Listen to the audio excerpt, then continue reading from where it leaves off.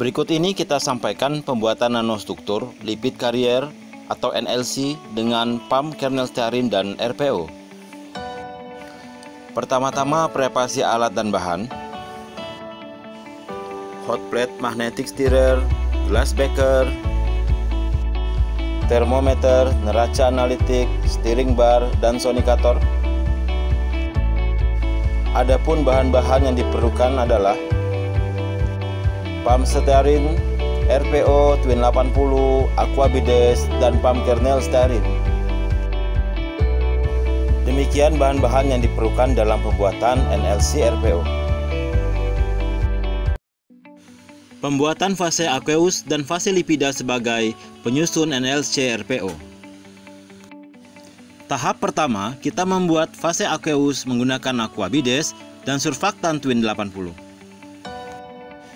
Sediakan Aqua Bides dan Twin 80 lalu ditimbang pada neraca analitik sesuai formula penelitian. Setelah glass beaker ditempatkan dalam neraca analitik, lalu tuangkan Aqua Bides di dalamnya sesuai berat formula penelitian. Kemudian dilakukan juga penimbangan terhadap surfaktan, yaitu Twin 80 sesuai berat formula penelitian.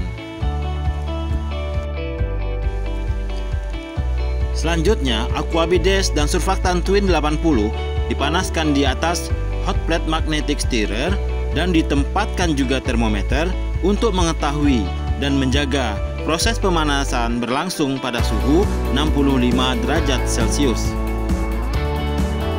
Pada saat telah mencapai suhu 65 derajat Celcius, Twin 80 dituangkan secara perlahan-lahan ke dalam wadah berisi Aqua Bides dengan kecepatan pengadukan yaitu 600 rpm, dengan tetap memperhatikan suhu pencampuran tetap terjaga pada 65 derajat Celcius. Adapun proses pembuatan fase aqueous ini adalah 15 menit. Pada pembuatan fase lipida, kita siapkan terlebih dahulu bahan-bahannya. Berikut ini yang digunakan adalah PAM kernel stearin sebagai solid lipid dan red palm oil atau RPO sebagai liquid lipid. Semua bahan ditimbang sesuai rasio dalam formula penelitian. Pada penelitian ini digunakan formula fase lipida sebanyak 6% berat per berat bahan dengan perbandingan PAM kernel stearin dan RPO yaitu 6:4, 7:3, dan 8:2. Melting. Tahap melting fase solid lipid sangat penting untuk memudahkan emulsifikasi pada tahap selanjutnya.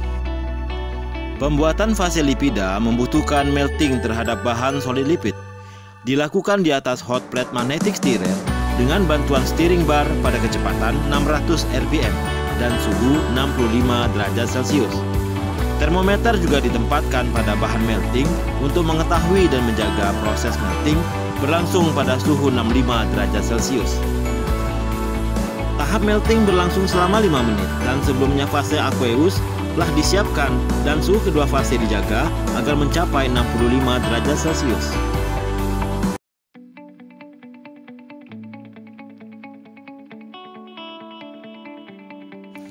Sebelum tahap emulsifikasi, kedua fase baik fase aqueous dan fase lipida telah memiliki suhu yang sama yaitu 65 derajat Celcius.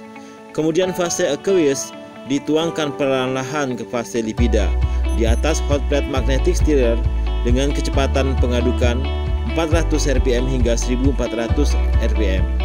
Dengan demikian terjadilah emulsifikasi.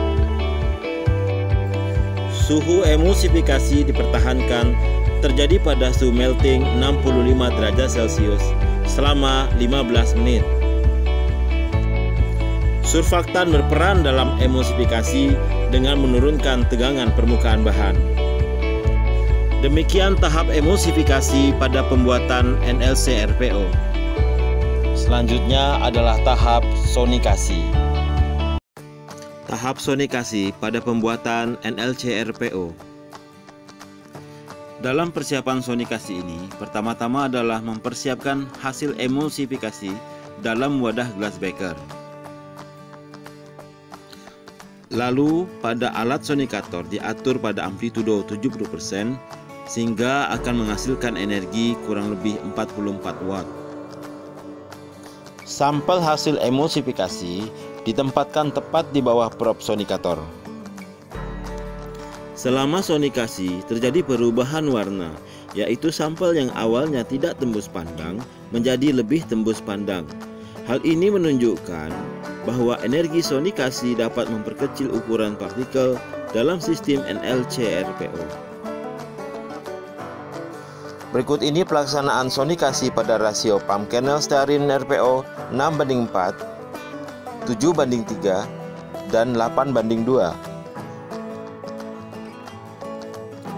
Adapun pada perbandingan NLC-RPO hasil sonikasi, diketahui bahwa pada rasio 6:4 menunjukkan kenampakan masih tergolong cerah dan tembus pandang, sehingga potensial sebagai pembawa komponen bioaktif. Demikianlah pembuatan NLC-RPO dengan metode melting emulsification sonication.